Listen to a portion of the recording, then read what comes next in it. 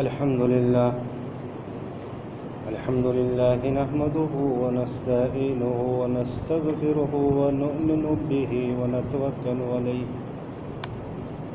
ونعوذ بالله من شرور أنفسنا ومن سيئات أعمالنا من يهده الله فلا مضل له ومن يضلل فلا هادي له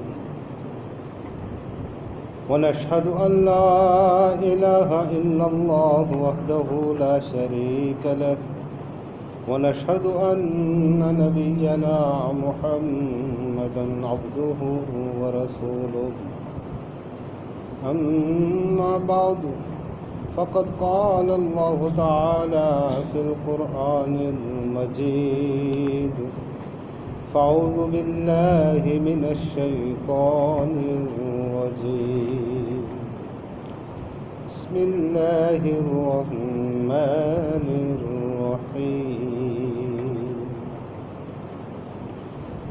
يا أيها الذين آمنوا ادخلوا في السلم كافة ولا تتبعوا خطوات الشيطان إنه لكم عدو مبين وقال تبارك وتعالى ومن يبتغ غير الإسلام دينا فلن يقبل منه وهو في الآخرة من الخاسرين وقال النبي صلى الله عليه وسلم من يرد الله به خيرا يفقهه في الدين وقال عليه الصلاة والسلام من أحب لله وأبغض لله وأعطى لله ومنع لله فقد استكمل الإيمان أو كما قال عليه الصلاة والسلام صدق الله وصدق رسوله النبي الكريم ونحن على ذلك من الشاهدين والشاكرين والحمد لله رب العالمين رب اشرح لي صدري ويسر لي أمري واحلل عقدة من لساني يفقهوا قولي رب زدني علما رب زدني علما ربنا زدنا علما وألحقنا بالصالحين برحمتك يا أرحم الراحمين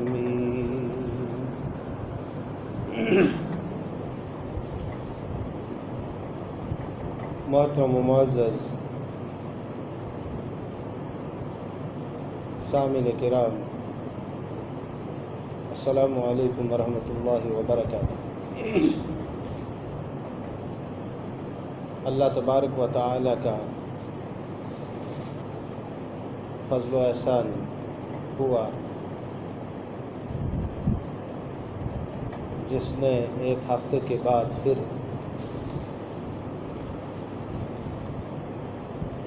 ہمیں اس وقت اپنے گھر میں جمع ہونے کی توفیق دی۔ میں نے آپ کے سامنے قرآن پاک میں سے کچھ آیات تلاوت کی ہے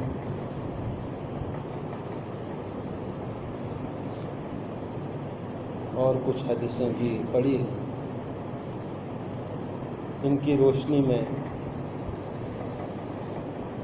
اس مختصر سے وقت میں کچھ باتیں عرض کرنے کی کوشش کروں گا۔ مجھے امید ہے آپ توجہ فرمائیں۔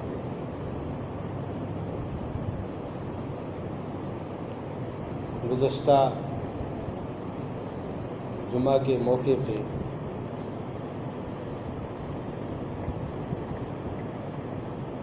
اسلام میں پورے کے پورے داخل ہونے کے اس موضوع کو ہم نے شروع کیا تھا، جس میں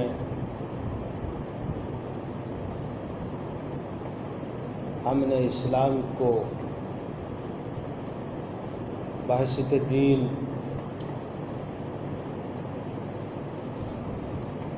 سمجھنے کی کوشش کی تھی۔ اسلام بحیثیت دین کے ناطے سے اسلام کے 6 اصول آپ کے سامنے بیان کیے گئے تھے۔ ان 6 اصولوں کو ایک ایک کر کے تھوڑی وضاحت کے ساتھ ہم سمجھنے کی کوشش کریں گے، اس لیے کہ اسلام میں پورے کے پورے داخل ہونے کے لیے اسلام کو سمجھنا ضروری ہے۔ اسلام کے سلسلے میں جو خیالات مختلف پائے جاتے ہیں، ایک خیال یہ بھی ہے کہ دیگر مذاہب کی طرح اسلام بھی ایک مذہب ہے، جبکہ قرآن و حدیث میں اس خیال کی تردید کی گئی۔ اسلام مذہب نہیں ہے بلکہ اسلام دین ہے۔ مذہب بنیادی 3 اصولوں کا نام ہے جن کے ملنے سے مذہب وجود میں آتا ہے۔ مذہب میں پہلا اصول عقائد کا ہے، دوسرا عبادات کا اور تیسرا رسومات کا، جبکہ دین میں ان 3 کے علاوہ 3 اصول اور بھی ہیں: معاشرت، معیشت اور سیاست۔ آج کے اس موقع پہ ہم دین کے اس پہلے اصول کو قرآن اور حدیث کی روشنی میں سمجھنے کی کوشش کریں گے، جسے ہم عقائد کے نام سے جانتے ہیں۔ عقائد عقیدے کی جمع ہے۔ دین اسلام کے عقائد کا جو مختصر اجمالی طور پہ تبصرہ کیا گیا ہے، اس میں 7 چیزوں کا تذکرہ، جنہیں ہم ایمانیات میں گناتے ہیں: ایمان باللہ، ایمان بالرسالت، ایمان بالملائکہ، تقدیر پہ ایمان، مرنے کے بعد جی اٹھنے پہ ایمان، حساب کتاب کے دن پہ ایمان اور کتابوں پہ ایمان۔ یہ 7 چیزیں ایمانیات میں داخل ہیں، اور انہی 7 چیزوں کو دین اسلام کے عقائد کہا جاتا ہے۔ اس میں پہلا عقیدہ جو ہے وہ ایمان باللہ ہے، جسے ہم توحید کہتے ہیں، جس کا تذکرہ ہم ایمان میں داخل ہوتے ہوئے کرتے ہیں، ان الفاظ میں لا الہ الا اللہ، اللہ کے سوا کوئی معبود نہیں۔ اور جس اسلام میں انسان کو مکمل طور پر داخل ہونے کا حکم دیا جا رہا ہے، اس اسلام کی جو بنیاد ہے 5 چیزوں پہ مشتمل ہے۔ پچھلے جمعہ پہ اس حدیث کو ہم نے سنا تھا جس میں اسلام کی 5 بنیادوں کا ذکر ہے۔ ان 5 بنیادوں میں سب سے پہلی بنیاد بھی ہے الشہادت اشہد ان لا الہ الا اللہ و اشہد ان محمدً عبدہ و رسولہ، اس بات کی گواہی دینا کہ اللہ کے سوا کوئی معبود نہیں اور محمد صلی اللہ علیہ وسلم اللہ کے رسول اور بندے۔ تو دین اسلام میں توحید کا ہونا کیوں ضروری ہے؟ دین اسلام میں توحید کی اہمیت کیا ہے؟ کیوں صرف ایک ہی اللہ کو معبود مانا جائے؟ ایمان کی شروعات اسی توحید سے ہوتی ہے۔ اس کے سلسلے میں قرآن پاک میں مختلف مقامات پہ مختلف انداز میں فرمایا گیا ہے کہ آپ کو کیوں صرف ایک ہی اللہ کو معبود مانا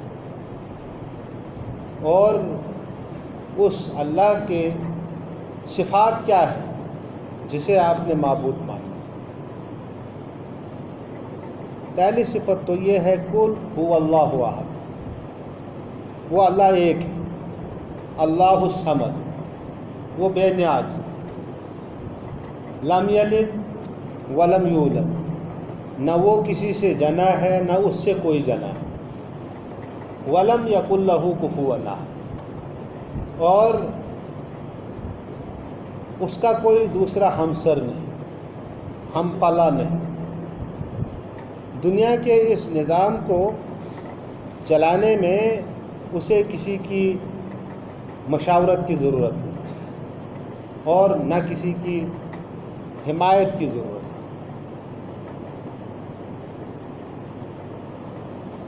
معبود جس کی عبادت کی جائے اس میں یہ 4 چیزوں کا ہونا ضروری ہے۔ ایک یہ کہ وہ اکیلا ہو، اپنی ذات میں بھی اکیلا ہو، اپنے صفات میں بھی اکیلا ہو، اختیارات میں بھی اکیلا ہو اور حقوق میں بھی اکیلا ہو۔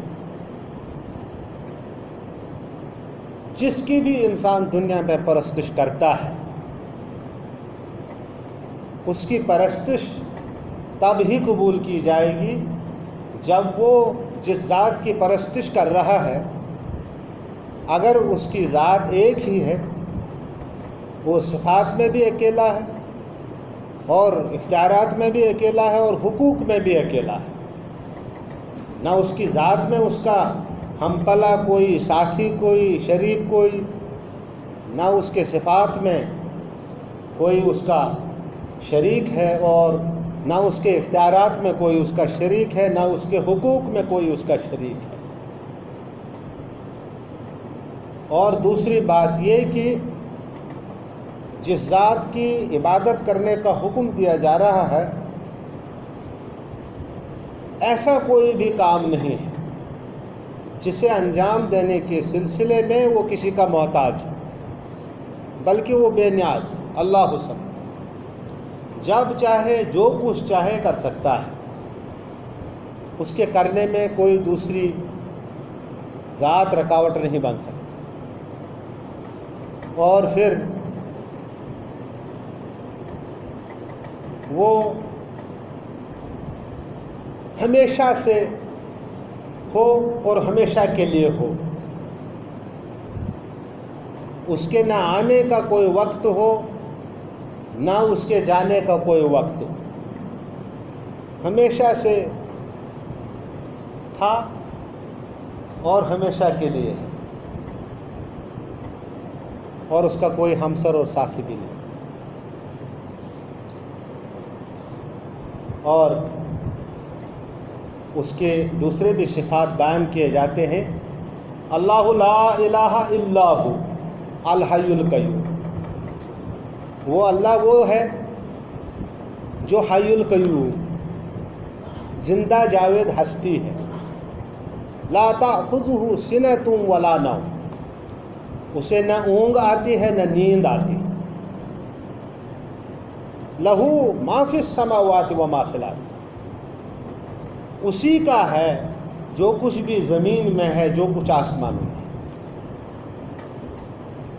من ذا الذی، کسی کو کیا مجال، یشفع عندہ، کہ اس کے سامنے کسی کی سفارش کرے،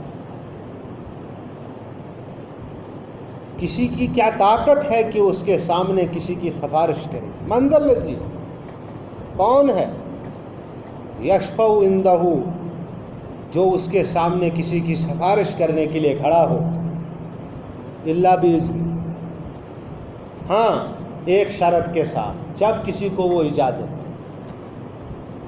کون ہے جو اس کے سامنے اس کی اجازت کے بغیر کسی کی سفارش کے لیے کھڑا ہو سکے؟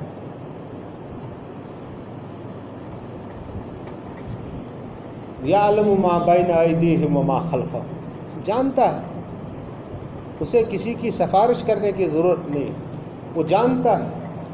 یعلم ما بین ایدیہم وما خلفہم، جو کچھ انسان ظاہر کرتا ہے اور جو چھپا کر رکھتا ہے اسے بھی، اور جو انسان آگے بھیجتا ہے اور جو پیچھے آثار چھوڑتا ہے اسے بھی وہ جانتا ہے، بھلا اسے کسی کی سفارش کی کیا ضرورت ہے؟ سفارش تو اس کو ضرورت ہوتی ہے جو کسی کے اعمال سے بے خبر ہو، اور دوسرا انسان اپنا اثر رسوخ استعمال کر کے اس شخص کی سفارش کرتا ہے، اور سفارش قبول کی جاتی ہے اور اس انسان کو باعزت بری کیا جاتا ہے۔ لیکن اللہ کی ذات ایسی ہے کہ وہ انسان کے اگلے کو بھی جانتا ہے، پچھلے کو بھی جانتا ہے، انسان کے ظاہر کو بھی جانتا ہے اور انسان کے باطن کو بھی جانتا ہے، اسے تو سفارش کی ضرورت نہیں۔ الا باذن، مگر یوں ہی اپنے محبوب کے رتبے کو تمام انسانیت کے سامنے ظاہر کرنے کے لیے رسول اکرم صلی اللہ علیہ وسلم کو سفارش کی اجازت دی جائے گی، اور وہ سفارش بھی مخصوص کچھ بندوں کے حق میں ہوگی، عام سفارش نہیں۔ اس لیے نہیں کہ وہ جہنم کے مستحق تھے، انہیں اب سفارش سے جنت کا حقدار بنایا جائے، بلکہ اس لیے کہ اپنے محبوب کو پوری انسانیت کے سامنے یہ ایک درجہ اور مقام دیا جاتا ہے، اس لیے انہیں سفارش کرنے کو حکم دیا جاتا ہے۔ وَلَا يُحِيطُونَ بِشَيْءٍ مِّنْ عِلْمِهِ إِلَّا بِمَا شَاءَ، کوئی انسان اللہ کے علم میں سے کسی بھی حد کا احاطہ نہیں کر سکتا، الا بما شاء، ہاں جسے اللہ تعالیٰ جتنا علم دینا چاہے وہ اتنا ہی علم حاصل کر سکتا۔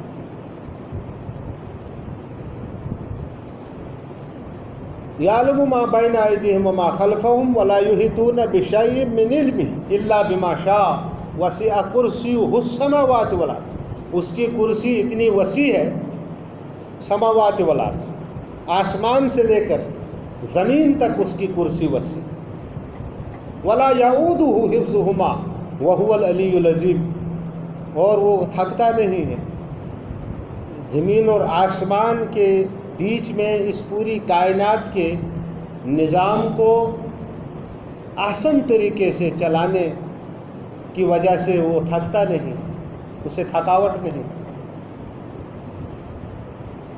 وہو العلی العظیم، بہت اعلیٰ اور عرفہ ہے اور عظمت والا ہے، یہ تعارف ہے اللہ کا۔ ایک تو مختصر سورۃ الاخلاص میں ہے، اور دوسرا آیت الکرسی جسے ہم ہر فرض نماز کے بعد پڑھتے ہیں۔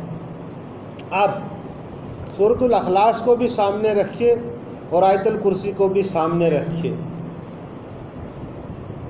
یہ جتنے صفات اللہ تبارک تعالیٰ نے اپنی طرف منسوب کیے ہیں ان میں سے کوئی ایک صفت بھی کائنات کے کسی دوسرے حصے میں، کسی دوسری مخلوق میں نہیں پائی جاتی۔ اس لیے اللہ تبارک تعالیٰ کہتے ہیں کہ اب اتنے صفات معلوم ہونے کے بعد انسان کو زبردستی اللہ کو ماننے پر مجبور نہیں کیا جائے گا۔ لا اکراہ فی الدین، اس دین کے معاملے میں کوئی زور زبردستی نہیں۔ عقل مندی کا تقاضا یہ ہے کہ انسان ان تمام صفات کو سامنے رکھے اور پھر کسی کے کہنے کے بغیر ہی اللہ کی ذات کو اکیلا واحد تسلیم کرے، معبود تسلیم کرے۔ لا اکراہ فی الدین، دین کے معاملے میں کوئی زور زبردستی نہیں۔ کہتا بین الرشد من الغی، ہاں دین کے معاملے میں دین کے اس راستے کی پوری وضاحت کرنا اور دین کے مخالف جو دوسرا راستہ ہے شیاطین کا، اس کی وضاحت کرنا یہ ضروری ہے، تاکہ کل انسان اللہ کے ہاں یہ اعتراض نہ کرے کہ مجھے راستہ معلوم نہیں تھا۔ کہتا بین الرشد من الغی، غلط اور سیدھے راستے کی وضاحت کی جاتی ہے، لیکن کسی کو زبردستی سیدھے راستے پہ نہیں چلایا جا سکتا ہے اور نہ غلط راستے سے روکا جا سکتا ہے۔ ہمیں یکفر بالطاغوت، اب یہ دو راستے ہیں۔ اب اللہ پر ایمان لانے کے لیے لازمی شرط یہ ہے کہ یکفر بالطاغوت، طاغوت کا انکار کرے۔ ہمیں یکفر بالطاغوت ویؤمن باللہ، جس نے طاغوت کی اتباع اور اطاعت اور بندگی کرنے سے انکار کیا، جس نے طاغوت کے راستے پہ چلنے سے انکار کیا اور اللہ کے راستے پہ چلنے کا اقرار کیا، یؤمن باللہ، اللہ پر ایمان لایا، فقد استمسک بالعروۃ الوثقی، اس نے ایک ایسا سہارا پکڑا ہے، مضبوط سہارا پکڑا ہے، لا انفصام لہا، جو ٹوٹے گا نہیں، جو ٹوٹنے والا نہیں۔ واللہ سمیع علیم، اور اللہ تعالیٰ سننے والا ہے اور جاننے والا بھی۔ اب مسئلہ یہ ہے کہ توحید کا اقرار کرنے کے لیے جس کلمے کا ہم اظہار کرتے ہیں، اس کلمے کی شروعات لا سے ہوتی ہے، اور جہاں اللہ پر ایمان لانے کی دعوت دی جا رہی ہے وہاں پہلے کہا جا رہا ہے کہ اللہ پہ ایمان لانے کے لیے طاغوت کا انکار پہلے ضروری ہے، پہلے طاغوت کا انکار ضروری ہے، پھر اللہ پر ایمان لانا۔ اور اظہار اس کلمے کا بھی لا سے ہوتا ہے کہ پہلے جو کچھ بھی ہے اس کی نفی کی جائے، کچھ بھی نہیں ہے الا اللہ، اگر ہے کوئی تو وہ صرف اللہ ہے، جو عبادت کا مستحق حقدار، جس کی عبادت کی جائے۔ عقائد میں سے پہلا عقیدہ ہے عقیدہ توحید، جسے ہم ایمان باللہ کہتے ہیں، اور ایمان باللہ کا پہلا تقاضا یہ ہے کہ طاغوت کا انکار کیا جائے۔ اب طاغوت کس چیز کا نام ہے جس سے انکار کیا جانا ضروری ہے؟ طاغوت اصل میں طغیانی سے نکلا ہے، یہ ایک سہلابی شکل ہے۔ جب سہلاب رونما ہوتا ہے، معمول کے مطابق جو پانی چلتا ہے، سیلاب جب آتا ہے اس معمول کے نشان سے اوپر چڑھ جاتا ہے، اور ہم جانتے ہیں کہ معمول سے جس راستے سے پانی بہہ رہا ہو اس سے اوپر تو گھاس پھوس، چھوٹے موٹے پیڑ پودے ہوتے ہیں۔ جب سیلاب کی شکل اختیار کر لیتا ہے، وہ نالا یا دریا ہو، کوئی ندی ہو، تو اپنے معمول کے نشان سے اوپر پانی بہہ جاتا ہے، تو جو چھوٹے موٹے پیڑ پودے، گھاس پھوس وغیرہ جو ہے تنکے وغیرہ جو کچھ بھی ہیں، سیلاب ان سب کو اپنے ساتھ بہا لے جاتا ہے۔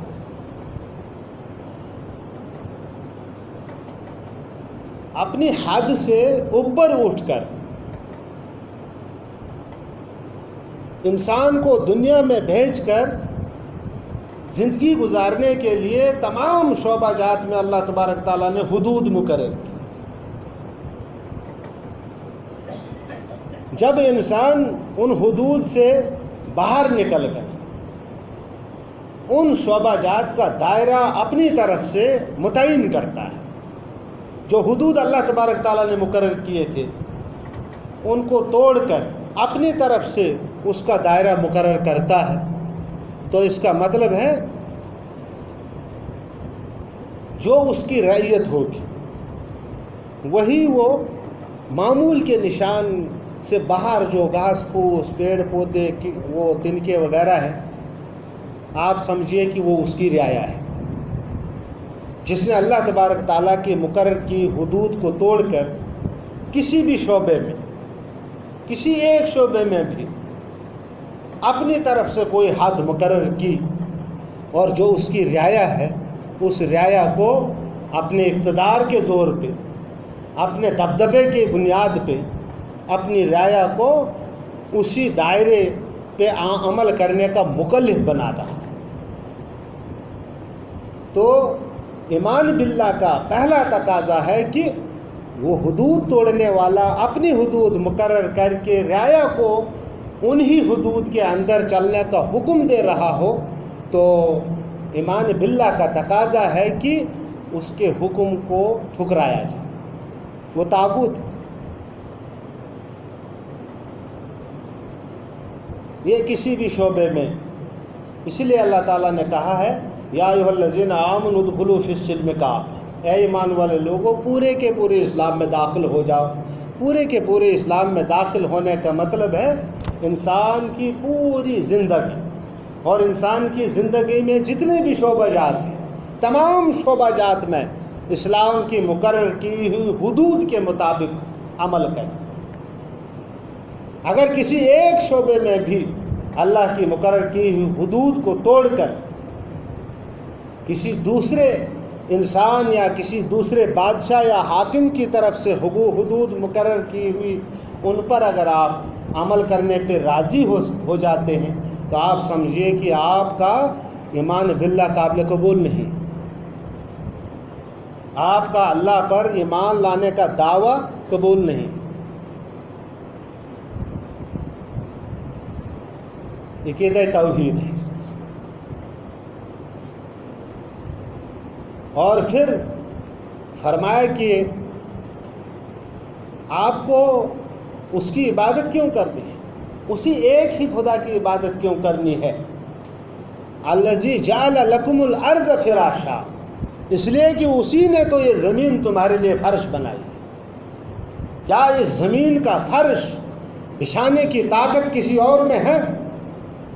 لہذا یہ زمین کا فرش تقاضا کر رہا ہے، یہ زمین کا فرش آپ سے پکار رہا ہے کہ آپ اس خدا کی عبادت کریں جس نے مجھے پیدا کیا ہے، جس نے مجھے فرش بنایا۔ الذی جعل لکم الارض فراشا، اور جس نے والسماء بنا، جس نے آسمان کو تمہارے لیے چھت بنایا۔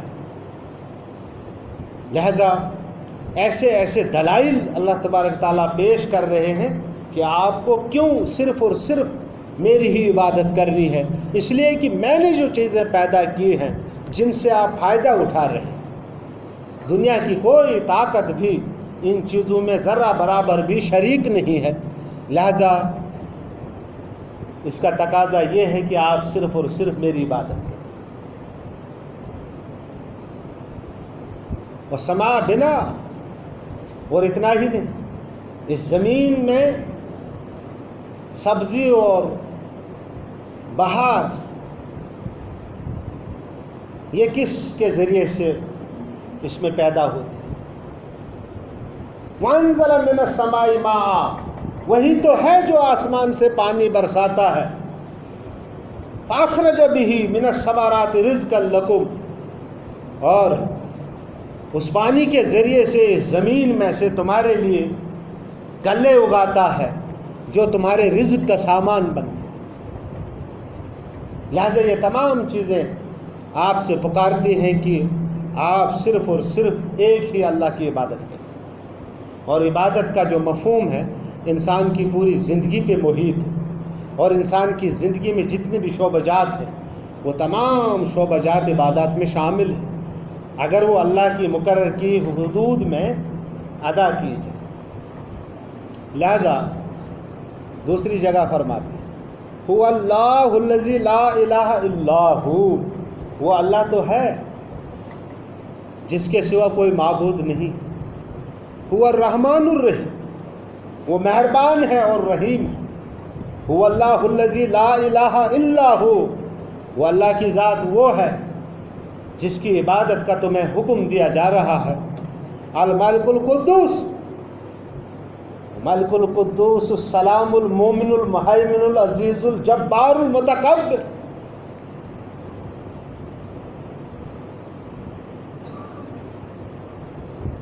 کتنے اللہ کے نام اس میں بیان کیے گئے ہیں. ملک القدوس، ملک تو بادشاہ کو کہتے ہیں، بادشاہ تو وہی. قدوس تمام کمزوریوں سے، تمام انسانی ان خسائل سے پاک ہے. انسان میں جتنی قسم کی بھی کمزوریاں ہیں ان تمام کمزوریوں سے وہ پاک ہے. ایسا بادشاہ ہے ملک القدوس. سلام، اور وہ سلام ہے.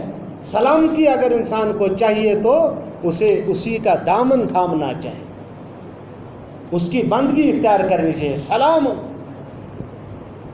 ملک القدوس السلام المومن المہیمن، امن تو اسی کے پاس ہے. اگر انسان کو امن چاہیے تو اسے اس اللہ کا دامن تھامنا چاہیے.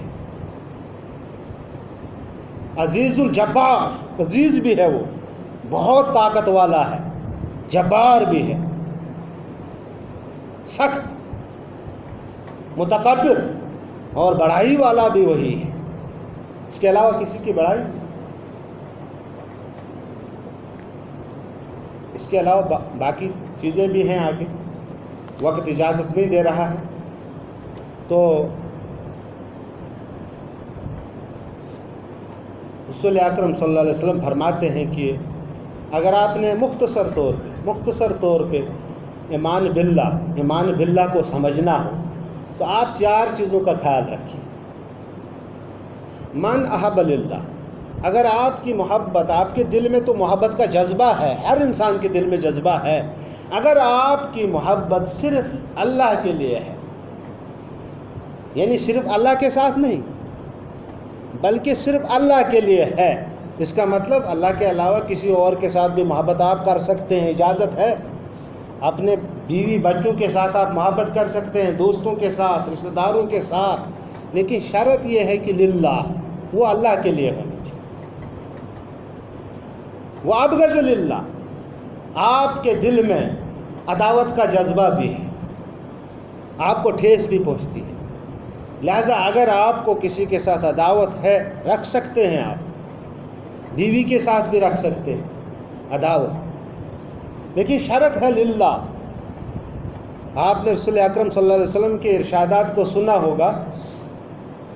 بیوی کو صحیح نصیحت کرنے کے سلسلے میں انہوں نے کیا ترغیب سکھائی ہے. کبھی کہا ہے کہ آپ اس سے الگ رہیں، ہو سکتا ہے الگ رہنے سے وہ نصیحت حاصل کر لیں. پہلے تو آپ اس کو احسن طریقے سے نصیحت کے ذریعے سے سمجھائیں، اگر نہیں تو آپ اس سے الگ رہیں. اگر ایسے بھی نہیں سدھرتی ہے تو پھر مارنے کا بھی حکم ہے، لیکن ایسا مارنے کا حکم کہ کہیں اس کے جسم پر مارنے کا نشان نہ ہو. اس کا مطلب ہے کہ عداوت آپ رکھ سکتے ہیں، لیکن شرط ہے للہ، یہ للہ ہونی چاہیے. وَآتَى لِلَّهِ وَمَنَعَ لِلَّهِ، آپ میں انفاق کا جذبہ بھی ہے، اندر خرچ کر سکتے ہیں آپ، لیکن اس میں للہیت ہونی چاہیے. کبھی آپ میں بخل بھی پیدا ہو سکتا ہے کہ ہے اس بات پہ میں خرچ نہیں کروں، کیا ضروری ہے، لہٰذا اس میں بھی ہونی چاہیے للہیت۔ اگر ان 4 قسم کے اعمال میں انسان کی پوری زندگی ان 4 قسم کے اعمال میں گر جاتی ہے، اگر انسان ان 4 قسم کے اعمال میں للہیت کو پیدا کرے تو ایمان باللہ کا تقاضا پورا ہو جائے گا، اور اس کا دعوی ایمان، اللہ پر ایمان کا جو دعویٰ ہے وہ قابل قبول ہوگا۔ اسی ایمان باللہ پہ ہی تمام دوسرے عقائد، عبادات وغیرہ کا دار و مدار ہے۔ لہذا توحید صرف الفاظ میں نہیں، توحید حاکمیت میں بھی، وقت کی حکومت میں بھی توحید ہونی چاہیے، شادی میں بھی توحید ہونی چاہیے، ماتم میں بھی توحید ہونی چاہیے، تجارت میں بھی توحید ہونی چاہیے۔ وہ ہے کہ انسان کی زندگی کا جو بھی شعبہ ہے وہاں توحید کا اظہار ہونا چاہیے۔ توحید کا اظہار اللہ کے احکامات کو اس شعبے میں عملانے سے ہوتا ہے، نہ کہ آپ وہاں اس شعبے میں اللہ اللہ کرتے رہیں، اس سے توحید کا اظہار نہیں ہوتا، بلکہ اس شعبے میں اللہ کی اطاعت اور بندگی کرنے کے ذریعے سے توحید کا اظہار ہوتا ہے۔ لہذا اگر یہ پہلی بنیاد کامیاب ہو گئی، اگر اس میں ہم کامیاب ہو گئے، سمجھے آگے بھی ہم کامیاب ہوں گے۔ تو آخر میں اللہ تبارک تعالیٰ قرآن پاک میں فرما رہے ہیں کہ اس دین اسلام میں پورے کا پورا داخل ہونے کا فائدہ کیا ہے؟ فائدہ یہ ہے کہ آپ کا ہر عمل عبادت میں شمار ہوگا۔ اگر آپ نے اس دین اسلام سے ہٹ کر وَمَن يَبْتَغِ غَيْرَ الْإِسْلَامِ دِينًا، اگر آپ نے اسلام کے طریقے سے ہٹ کر کسی اور طریقے سے آپ نے اپنی زندگی کو گزارا ہوگا، فَلَن يُقْبَلُ مِنْهُ، آپ سے قبول نہیں کیے جائے گا، کوئی بھی عمل قبول نہیں ہوگا جو دین اسلام کے طریقے سے ہٹ کر کسی دوسرے طریقے پر ادا کیا گیا ہو۔ وَهُوَ فِي الْآخِرَةِ مِنَ الْخَاسِرِينَ، اور آخرت میں تو یہ انسان بالکل ہی خسارے میں پڑنے والا ہے۔ اللہ سے دعا کریں کہ وہ ہمیں عقائد میں سے اس پہلے عقیدہ توحید کو، ایمان باللہ کو، اور اس کے تقاضوں کو اور اس کی وسعت کو، اس کے دائرے کو قرآن اور حدیث کی روشنی میں سمجھنے کی توفیق عطا فرمائے۔ اسی پہ ہماری زندگی کی کامیابی اور کامرانی کا دار و مدار ہے۔ ربنا تقبل منا انک انت السمیع العلیم، وآخر دعوانا ان الحمد للہ رب العالمین۔